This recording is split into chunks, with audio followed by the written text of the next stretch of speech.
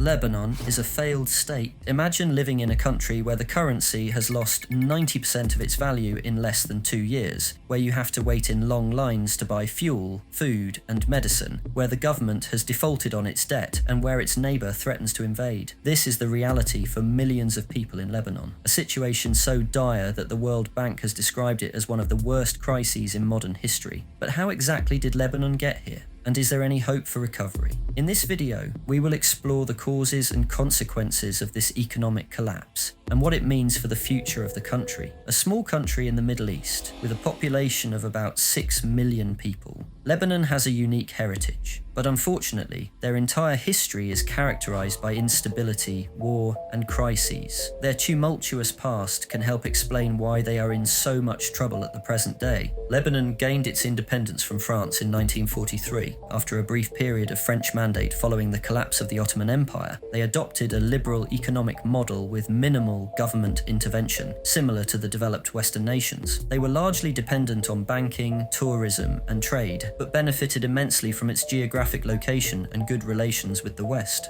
It attracted large inflows of foreign investment, helping it grow rapidly in the 1950s and 60s. As a result, Lebanon became known as the Switzerland of the Middle East, and its capital, Beirut, boomed as a vital port city. However, this prosperity would not last. The success was largely dependent on regional stability, so when tensions started to rise, they felt the full effect. The main problem was religious conflict. Christians and Muslims, equal in size, each sought political dominance. So, the country was divided, but another developing dividing line was purely economic. Over time, wealth distribution became more and more unequal, with a widening gap between the rich and the poor. A key factor for this was the concentration of wealth in Beirut and its pivotal services sector, meaning rural areas lagged behind, and other sectors such as agriculture and manufacturing became neglected. Eventually, these inequalities, among other problems, erupted into a full-blown civil war in 1975. It pitted the mainly Christian right-wing militias against the mainly Muslim left-wing militias, with the involvement of various forces including Palestine, Israel, and the Cold War members. The civil war lasted for 15 years and resulted in the death of more than 100,000 people, the displacement of more than 1 million people, and the destruction of much of the country's infrastructure and economy. It completely disrupted the normal functioning of the state, market, and society. The state lost its authority and legitimacy, as well as its revenues from tax collection. The stage was set for decades of poverty, deprivation, and hardship. The economy contracted sharply during the war, with an annual growth rate of -28% by the mid-80s. It also suffered from rampant inflation, reaching a peak of 480% in 1987,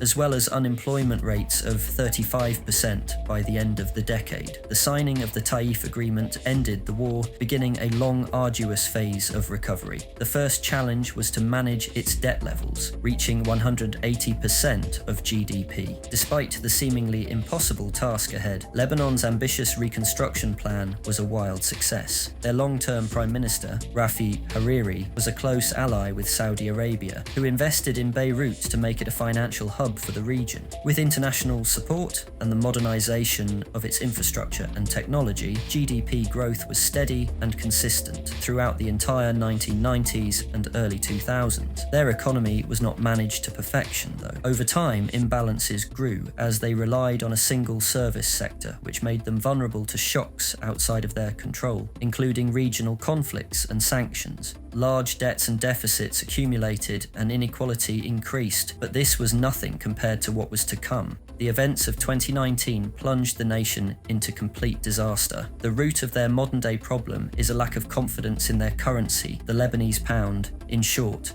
their economic model was based on maintaining a fixed exchange rate between the Lebanese pound and the US dollar, which required the central bank to borrow from commercial banks at high interest rates to finance the government's spending and the trade deficit. This created a Ponzi scheme that collapsed in 2019 when foreign inflows dried up and the central bank ran out of reserves. This, as well as effects from the COVID pandemic, Beirut port explosion, and regional wars, have all caused the pound to lose over 90% of its value.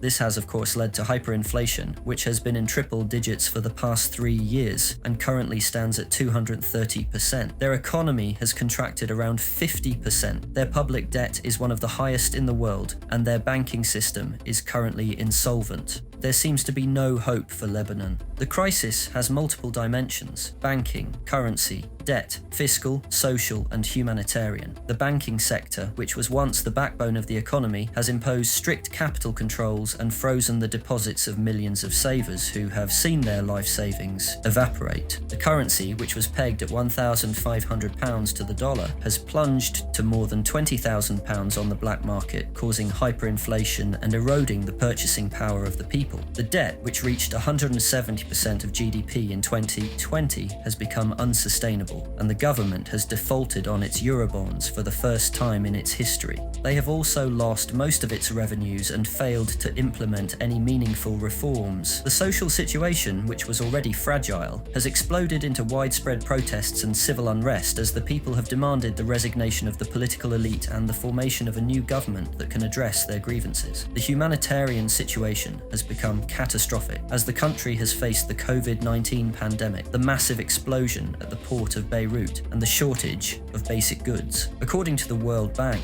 more than half of the population has fallen into poverty, and the country is on the brink of famine. Their main saving grace in recent years has been the tourism industry, which was predicted to help the country into growth this year. However, the nearby war in Gaza has put this to a swift end, with many countries advising against travel to Lebanon for the near future. They have no other industry to fall back on. As of this year, unemployment is up to 50%, its GDP per capita is less than half it was in 2018, and the poverty rate is predicted to exceed 60%. After that infamous port explosion which killed 200 and caused billions of dollars in damages, the government resigned, and they have been in a perpetual state of political limbo ever since, with no effective government or leadership in place. Their biggest military group is the designated terrorist organization Hezbollah, which have recently gotten involved in the Israel-Gaza war. There is no clear vision or roadmap for their future. It is a failed state. When looking ahead, there is only a depressing, bleak, hopeless outlook. Their society, economy, and government are in turmoil, so only decades of progress will restore trust into their system. Not just that, but recent events with Israel have put them in even further trouble. Their main military group, Hezbollah, has carried out attacks on the border of Israel in solidarity with Hamas. Israel has responded with their own border attacks, and most recently, a drone attack in their capital Beirut which killed the Hamas deputy, of whom Lebanon were protecting. If Israel has reason to believe Lebanon are directly aiding Hamas, then they could threaten to escalate the war and invade Lebanon to completely wipe out Hezbollah. This would only multiply the problems Lebanon face, as it is unlikely they would succeed against the much larger Israeli force. The first step Lebanon must take is establishing a stable government that the majority of the public trust. Their first step must be to help create a ceasefire which will reduce regional tension, though this is easier said than done. Only then can Lebanon focus on rebuilding its economy and society. The next 5 years are pivotal for the survival of this nation. Thank you for watching.